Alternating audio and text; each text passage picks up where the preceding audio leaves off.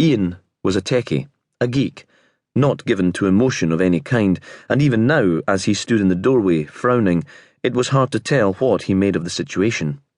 Polly had always thought that he and Eleanor made an unlikely couple.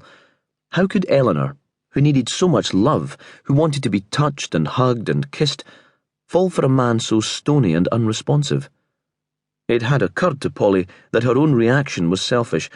Perhaps she just hated the idea of losing her close friends of university days, of being separated from them.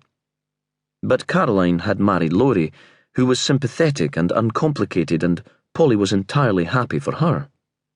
In contrast, Eleanor's engagement to Ian had made Polly anxious from the start. The night before Eleanor's wedding, the three of them had got drunk together in Polly's flat. The bride and the bridesmaids and too much fizzy wine, an essential ritual. "You do realise that it's not too late," Polly had said, after Caroline had fallen asleep in a chair in the corner, her mouth open, snoring. "You don't have to go through with it. Pull out now and I'll sort out the practical stuff for you." "Of course I don't want to pull out." Eleanor had been horrified, had looked at Polly as if she hardly knew her. "Ian's what I want and what I need. I can't imagine not spending the rest of my life with him. What's wrong with you? Can't you be happy for me? Are you jealous that I found someone special at last?" That had been 3 years ago, and it still seemed to Polly that their friendship was strained. Caroline hadn't noticed, but Polly had been aware of the tension, of having to choose her words carefully. She couldn't spill out her feelings to Eleanor as she had done in the old days when they'd both been single. She'd hoped this trip to Unst might make everything between them right again. Of course, Eleanor's wedding to Ian had taken place, and Polly had been there as the witness, smiling for the camera outside the registry office on a breezy March day. Eleanor had changed her name to her husband's, although few of their friends did that anymore.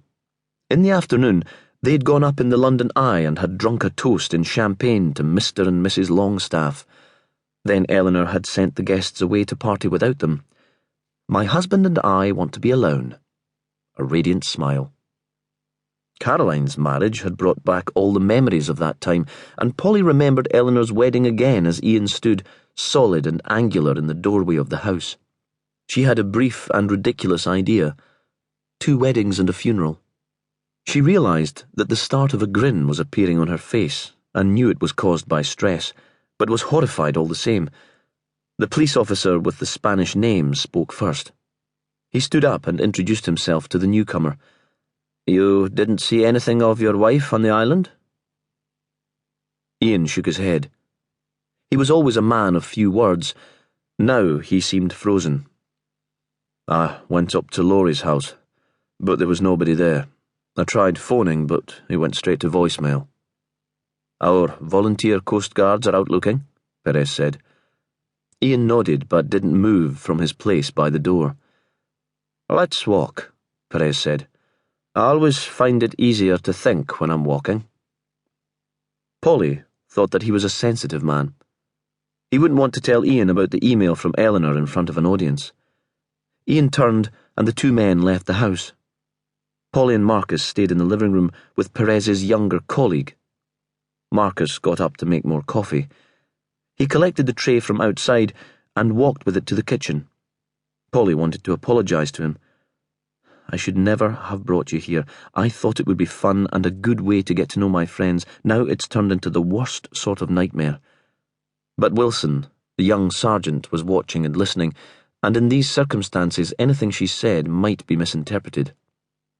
She still felt insecure when strangers were in the room, socially awkward despite her 2 degrees and her brilliant job at the Sentimen Library.